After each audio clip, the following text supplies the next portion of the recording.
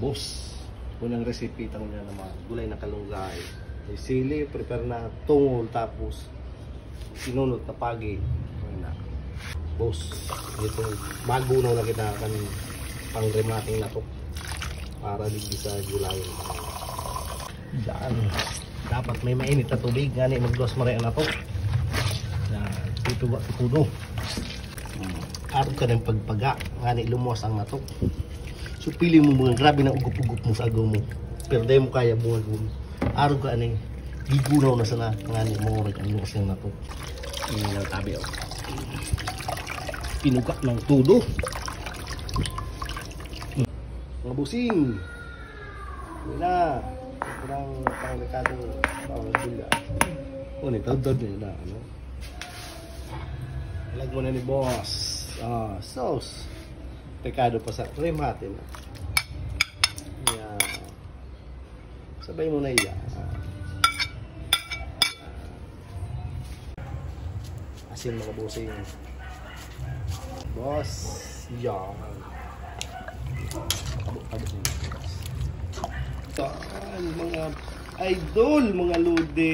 Remate na naman ulit boss. Kurtika na yung mga chow dito ka. Pabas-bas na sila natin. Ilang to rin eh. Sure. Yan.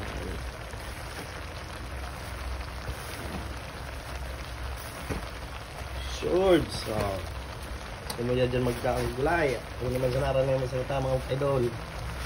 Yan. Ox na ox. Namin itong luboy. Ang bangot balik di kalunggay. Yun mga boss. Yun pa pampamot pa. Sili-sili. Dito na pamara-mara ka ng mga boss eh. Yung remate na yun. Iba rin naman ka rin sa ulo.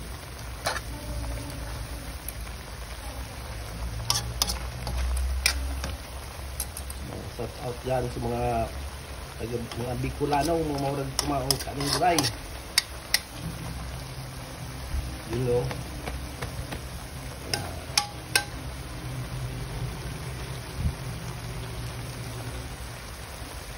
maluto ini kaya lagan tapi pampare si silya tinitiglag ko suwa man ko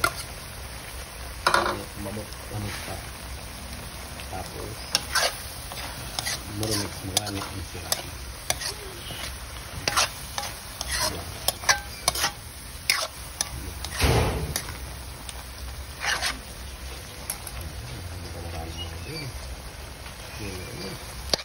Luto na mga anak ko.